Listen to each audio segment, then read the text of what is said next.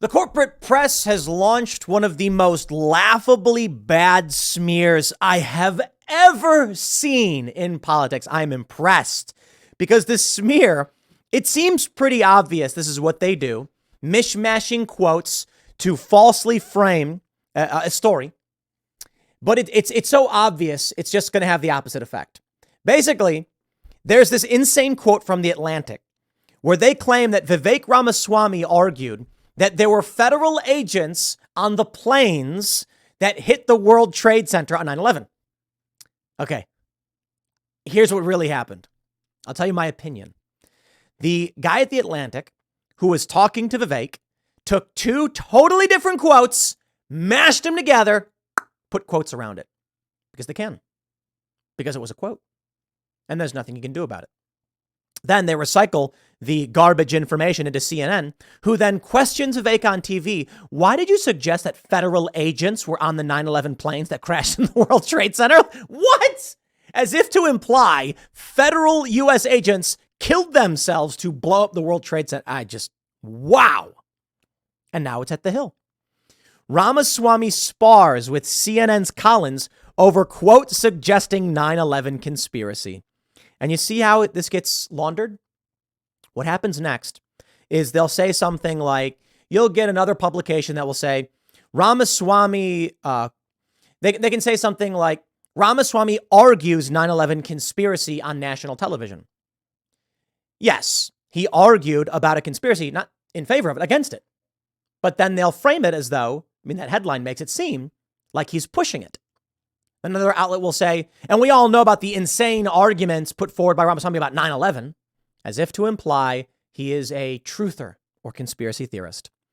But in fact, the issue, Vivek, that you're running into is that you called out the federal agencies because there was a Saudi Arabian asset involved and you called them out and they don't like it that you did this. So now they will try to smear you, to discredit you, to protect themselves. Here's the story from the Hill. GOP presidential candidate Vivek Ramaswamy argued with CNN's Caitlin Collins over an interview published in The Atlantic, where he appeared to float a conspiracy about the September 2001 attacks. Collins pressed Ramaswamy on a quote that he gave The Atlantic for an article published Monday in which he seemed to question whether federal agents were involved in the 9/11 attacks that left 3,000 people dead 22 years ago. The White House hopeful attempted to walk back his comments, telling comments the article misquoted him. You see how the Hill is doing this? There is no reasonable world where Vivek Ramaswamy argued federal agents killed themselves in suicide missions on planes. That is psychotic. What I said is, on January 6th, I do believe there were many federal agents in the field, and we deserve to know who they are. Ramaswamy told CNN's The Source. On 9/11, what I said is that the government lied, and this is incontrovertible evidence, Caitlin. The government lied about Saudi Arabia's involvement. Again, I asked that reporter to send a recording because it was on the record. He refused to do it. But we had a free-flowing conversation, he told Collins when she pressed him further on the quotes. The truth is there are lies the government has told about 9/11, but it's not the ones that somebody put in my mouth. It's the ones that I articulated, which is that Saudi Arabia, absolutely, their intelligence was involved in 9/11. That's according to a declassified document that even CNN acknowledges exists. Collins was referring to a statement Ramaswamy made to The Atlantic in which he reportedly said, now hold on, let me pull up the Atlantic article for you. Look at this one. Ramaswamy waved at Hurd's assertion. He told me that if Trump weren't running, they wouldn't be prosecuting him. With each passing, you see what they did here? He's talking about Democrats. And they put they in quotes. With each new indictment, Ramaswamy has doubled down on his public promise to pardon Trump if elected. He told me that he believes doing so would be the right thing for the country. He said the indictments so far were obviously politically motivated. During one of his truth monologues, the Lincoln dinner, Ramaswamy told the crowd, we can handle the truth about what really happened on January 6th. As the bus rolled north, I asked him, what is the truth about January 6th? I don't know, but we can handle it, he said. Whatever it is, we can handle it. Government agents, how many government agents were in the field, right? Then suddenly he was talking about 9/11. What? I think it is legitimate to say how many police, how many federal agents were on the planes that hit the Twin Towers. Maybe the answer is zero. It probably is zero for all I know, right? I have no reason to think it was anything other than zero. But if we're doing a comprehensive assessment of what happened on 9/11, we have a 9/11 commission. Absolutely, that should be an answer the public knows the answer to. Well, if we're doing a January 6th commission, absolutely. Those should be questions that we should get to the bottom of. Here are people who were armed. Here are the people who were unarmed. What percentage of people who were armed were federal law enforcement officers, right? I think it was probably high, actually, right? I pressed him on the comparison, and suddenly the bold teller of truths was just asking questions. Oh yeah, I don't think they belong in the same conversation. I think it's a ridiculous comparison. But I brought it up only because it was invoked as a basis for the January 6th commission. But is he actually confused about who was behind the 9/11 attacks? It was hard to get a straight answer from him. Quote, I mean, I would take the truth about 9/11, he said. I'm not questioning this is not something I'm staking anything on, but I want the truth about 9/11. Some truths, it seems, can be profoundly affirmed, others more elusive. Asked to clarify his views, his spokesperson pointed me to a 1,042-word tweet from the candidate, which suggested the U.S. government covered up involvement by Saudi intelligence officials in planning the attacks. Even CNN confirmed this. Caitlin Collins saying, yes, Biden declassified that. Let's give The Atlantic the benefit of the doubt and say the quote is real. I don't think it's real, but let's say it was. What Vivek is saying in the quote is not that there were federal agents on the planes. He's saying, if someone were to ask, a 9/11 commission would have the answer to that. Okay, a January 6th commission being brought up should have the answers to any of these questions. But you see how they twist it and they spin it. And they want to make it seem like Vivek was arguing there were federal agents on those planes. I mean, there may be sky marshals or something, but Collins was referring to a statement Ramaswamy made to The Atlantic. Now, here's what I want to say about this before we read more from the Hill and talk about CNN's garbage. Here's what they do. You see how he breaks the quotes up? It says, well, if we're doing a January 6th commission, absolutely, those should be the questions to get to the bottom of. He said, and another quote. Let me tell you how the media handles this, because they did it to me. In one story, I believe it was the New York. It might have been the Atlantic, actually. I don't know. It's been a long time. I told we had a long conversation with multiple stories told. Here's what they'll do.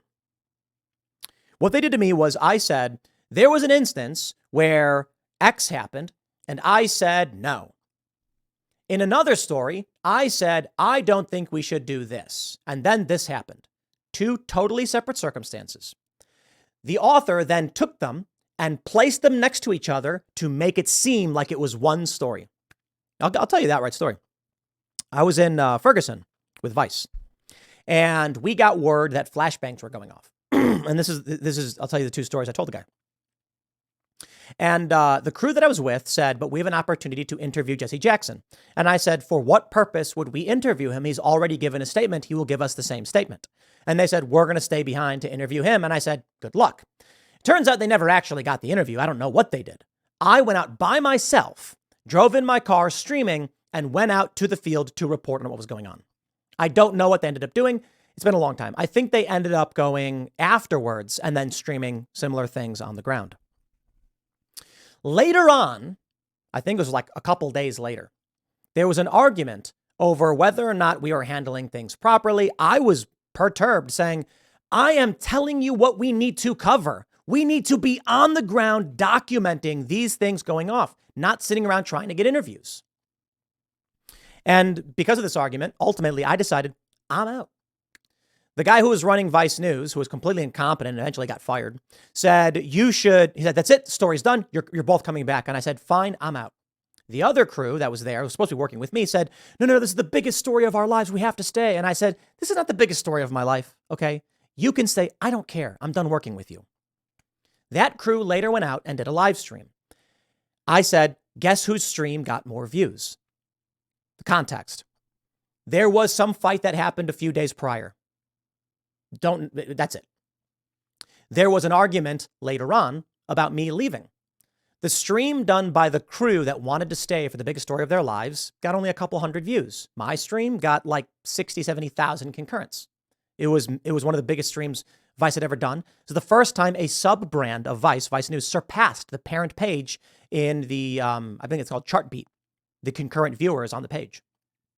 What the journalist did was he took these two quotes, mashed them together. So I said, they wanted to interview Jesse Jackson. I wanted to cover the news. Guess whose stream got more views? As if to imply they did interview Jesse Jackson and they didn't get views. Then here's the best part. When Vice undoubtedly got angry and said, that's not true. We never even interviewed Jesse Jackson. The author, instead of saying, oops, I fabricated a story, said, we removed Tim Pool's quotes for it contained errors. These people are evil. And that's what they're likely doing to Vivek. Now you can understand. Vivek may have said something like, I think it's legitimate to say how many police, how many federal agents were at January 6th. Maybe the answer is 0. It's probably 0 for all I know. I have no reason to think it was anything other than 0. In fact, he's actually said something like that. It could have been that early on, he said something like, I have no reason to think, he could have said very early on, if we're going to do a comprehensive assessment of what happened on 9/11 and we have a 9/11 commission, we should be knowing the answers to many questions. And if we do a January 6th commission, it should be the same. And then what the Atlantic could do, I'm not saying they did, is take the quotes, mash them together. And now you have a completely different story. But here's the thing. If Vivek were to go out and sue for defamation and say, this is insane, they can be like, this. He actually said these things to us. You see how they play this dirty game? Because they're evil. Back over at the Hill. He says here we go. Collins then suggested he was using his platform to spout unproven claims about the attacks, saying that it feels like he's towing the line when it comes to conspiracy theories. He said, I think people look at those comments. They look at what you said in the Atlantic and what you say were misquoted. They look at the comments that you've made about the Federal Reserve adding zeros to media companies' bank accounts. It looks like you're just floating conspiracy theories. He said he stands by his words when Collins quoted him, but that he has a problem when someone else quoting me is putting words in my mouth. When reached for comment, Ramaswamy's campaign said the businessman was referring to the January 6th attacks, not the 9/11 attacks. Anyone can clearly tell that's what he's saying. How many federal agents were on January 6th? I don't believe this journalist. I think he's lying. I think they have an agenda. I respect Vivek for trying to go around and give as many interviews as possible, but they're going to keep lying about you, dude. I'll leave this one there. You get it. They're dirty smear merchants and they're liars. Next segment's coming up at 8 p.m. tonight over at youtube.com/TimcastIRL. Thanks for hanging out and I'll see you all then.